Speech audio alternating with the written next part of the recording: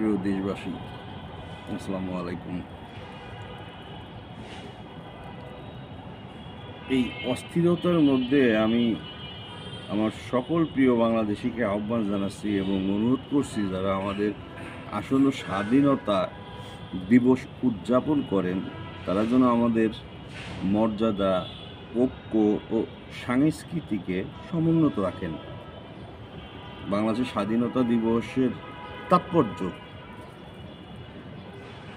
আগামীকাল 26শে মার্চ আমাদের দেশের স্বাধীনতা দিবস। আজ থেকে প্রায় 54 বছর আগে 30 লক্ষ শহীদ ও 2 লক্ষ মা বোনের ইজ্জতের বিনিময়ে আজ আমরা এই প্রজন্ম স্বাধীন দেশে মাথা উঁচু করে চলছি।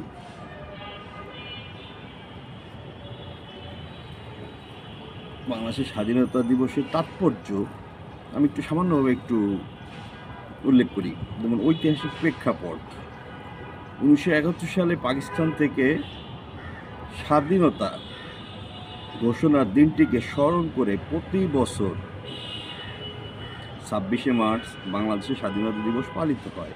এই দিনটি মুক্তিযুদ্ধের সূচনা করে, যা ভাষাগত, সাংস্কৃতিক এবং রাজনৈতিক অধিকারের মধ্যে নিহিত একটি সংগ্রাম। বাংলাভাষী জনগোষ্ঠীর বিরুদ্ধে বছরের পর বছর ধরে নিপীড়ন ও বৈষম্যের পর এই ঘোষণা দেওয়া হয়। সাংস্কৃতিক গুরুত্ব, দিনটি জাতীয় গর্ব, স্থিতিস্থাপকতা এবং সার্বভৌমত্বের জন্য আত্মত্যাগের প্রতীক।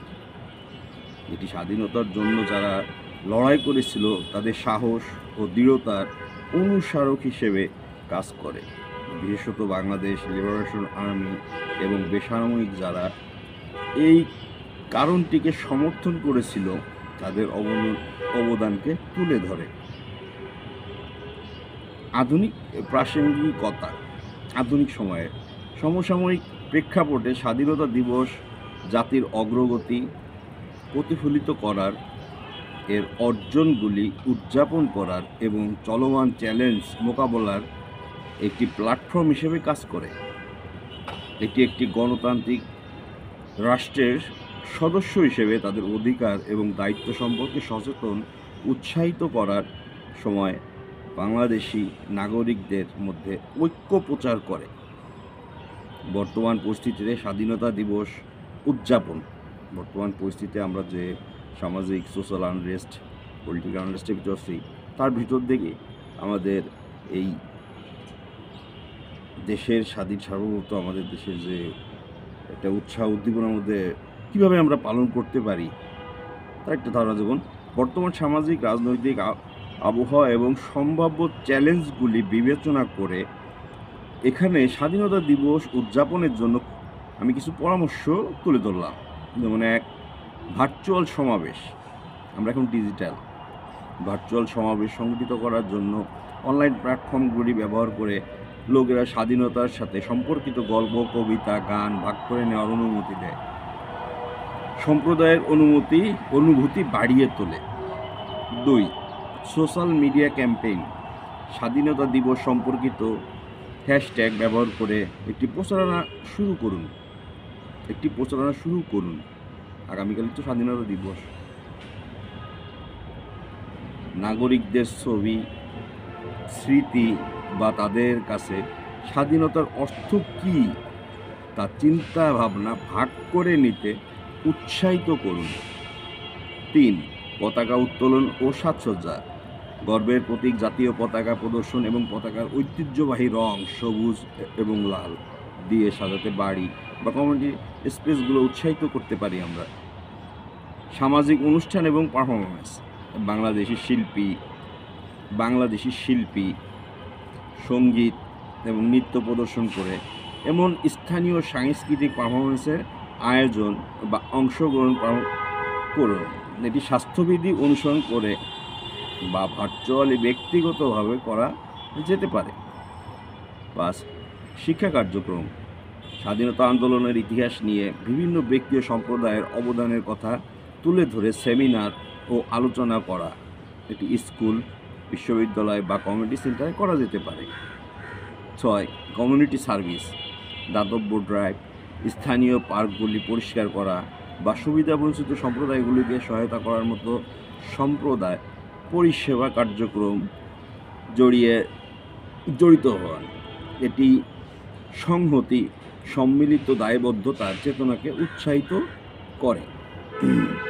স্মারক অনুষ্ঠান, 1 মিনিট নীরবতা পালন এবং স্মৃতিসৌধে পুষ্পস্তবক অর্পণ সহ স্বাধীনতার জন্য করা ত্যাগের কথা স্মরণ করে সরকারি অনুষ্ঠানে অংশ নিন। স্বাধীনতা দিবসে জনগণকে ঐক্যবদ্ধ করার বার্তা। আমরা ধর্ম, বর্ণ, ধনী, দরিদ্র, বয়স্ক, যুবক, শিশু সকলেই কিন্তু আমরা আগে বাঙালি, অর্থাৎ বাংলাদেশি, অর্থাৎ বাংলাদেশের নাগরিক। আমাদের এক ও অভিন্ন পরিচয় স্বাধীন সার্বভৌম বাংলাদেশ। তারপরে আমরা ধর্মবর্ণ, আগে তো আমাদের দেশ। কোনো অবস্থাতেই কেউ যদি দেশকে অবমূল্যায়ন, দেশের স্বাধীনতা, দেশের সার্বভৌমত্ব বা দেশের সংস্কৃতি, পতাকা, 26শে মার্চ স্বাধীনতা দিবস, 16ই ডিসেম্বর বিজয় দিবস, 21শে ফেব্রুয়ারি মাতৃভাষা দিবস যদি অবমূল্যায়ন বা অবমাননা করেন, তাহলে নিজের বিবেককে সে প্রশ্ন করুন, আপনি কি এই দেশের? তথাপি স্বাধীনতা দিবস জনগণকে ঐক্যবদ্ধ করার আমার পক্ষ থেকে ছোট একটি বার্তা। প্রিয় বাংলাদেশের নাগরিকবৃন্দ, 26শে মার্চের দিকে এগিয়ে আসার সাথে সাথে আসুন আমরা গর্ব ও সংহতির সাথে আমাদের স্বাধীনতা দিবস উদযাপন করতে একত্রিত হই। আজকের দিনটি কেবল একটি ঐতিহাসিক মুহূর্ত নয়, বরং আমাদের স্থিতিস্থাপকতা, সংস্কৃতি এবং উজ্জ্বল ভবিষ্যতের জন্য মিলিত হওয়ার আকাঙ্ক্ষার মূর্ত প্রতীক। আসুন আমরা তাদের সম্মান জানাই যারা আমাদের স্বাধীনতার জন্য বীরত্বের সাথে লড়াই করেছে, এবং মনে রাখি যে আমাদের শক্তি একতার মধ্যে রয়েছে। আমাদের পার্থক্য যাই হোক না কেন, আমরা আমাদের মাতৃভূমির প্রতি আমাদের ভালোবাসায় আবদ্ধ। এই বছর আসুন সমস্ত প্রয়োজনীয় সুরক্ষা প্রোটোকল পালন করার সময় ভার্চুয়ালি এবং আমাদের সম্প্রদায়গুলিতে উদযাপন করে ঐতিহ্য এবং উদ্ভাবন উভয়কে আলিঙ্গন করি। আমি আপনাদের প্রত্যেককে আমাদের প্রিয় পতাকা উত্তোলন করতে সোশ্যাল মিডিয়ায় আপনাদের চিন্তা ভাবনা এবং স্মৃতি ভাগ করে নিতে এবং আমাদের পরিচয় উদযাপনের জন্য সাংস্কৃতিক অনুষ্ঠানে অংশ নিতে উৎসাহিত করছি। আসুন আমরা একসঙ্গে আরও অন্তর্ভুক্তিমূলক, প্রগতিশীল ও ঐক্যবদ্ধ বাংলাদেশ গড়ার অঙ্গীকার পুনর্ব্যক্ত করি। আমাদের স্বাধীনতা আমাদের সবার জন্য ন্যায় বিচার, সাম্য এবং শান্তির জন্য সংগ্রাম করতে অনুপ্রাণিত করুক। ভালোবাসা ও শ্রদ্ধায় বিশ্বজন। অ্যাটলিস্ট ডিজিটাল প্ল্যাটফর্মে আমি যেমন আমার প্রোফাইলে আমার পতাকাটা আমি অলরেডি আজকে ধারণ করেছি, আমি আমার পরিজনকে বলার সাথে সাথে তারাও করেছে। চর্চাটা নিজেদের ঘর থেকে, সম্মান নিজেদের ভিতর থেকে। আমার পরবর্তী প্রজন্ম জানবে না স্বাধীনতা কি। আমি নিজেই স্বাধীনতা দেখিনি, বাট স্বাধীনতা অর্জনের চেয়ে স্বাধীনতা রক্ষা কঠিন, যা আমরা এখন হাড়ে হাড়ে টের পাচ্ছি। এবং এই স্বাধীনতা আমাদের রক্ষা করতে হবে দল, মত, ধর্ম, বর্ণ নির্বিশেষে।